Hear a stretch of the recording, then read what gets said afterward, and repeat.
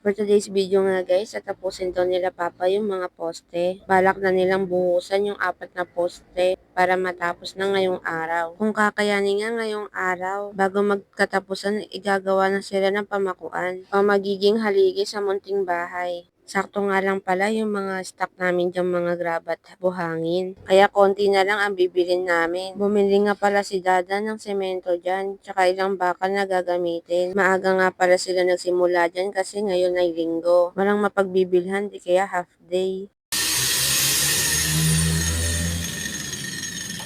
Hinati na nga ni Dada yung mga bakal na gagamitin. Kasi nga balak nilang tapusin ngayon ng mga pamoste. May ilang mga bakal na rin pala to pang forma. Kaso hindi nga lang natuloy. Dahil sa mga taong di makontento, may ibang tao na kagaya namin lumalaban ng patas. Pero bahala na ang Diyos sa kanya at ang karma. At sa amin, aral na lang din yon ang nangyari. Pangit mo ang bubuyog, tae. Balik nga tayo dito sa video. Naghahalo na nga sila Papa dyan dahil tapos na nilang ayusin yung mga kailangan nila. Habang naghahalo nga sila, nag-iisip sila kung ano ang mas magandang gagawin o mas magandang paraan sa pagbubuhos. Habang may ginagawa nga sila, nagluluto naman ako ng ulam.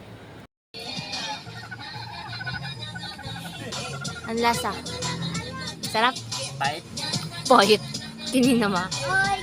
Ayaw mo aminin pag nagluluto ako masarap.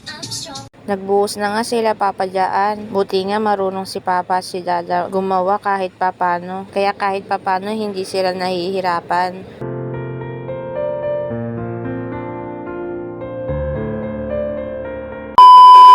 Umi-eksena, mabalik nga sa video. Kahit papano pala tumutulong din ako kapag kailangan nila. Minsan kasi kailangan nila ng uutusan. Since silang dalawa lang ni Papa ang gumagawa. Inabot nga pala sila dito ng hapon. Dahil pagkatapos naman nila kumain, tinuloy nila yung mga ginagawa nila. Humihinto-hinto nga rin sila dahil napakainit. Hindi ko na nga rin na-videohan yung mga ibang ginawa nila at yung iba nilang nabuhusan dahil sa busy rin ako. Hanggang dito nga muna ang video natin. Thank you for watching.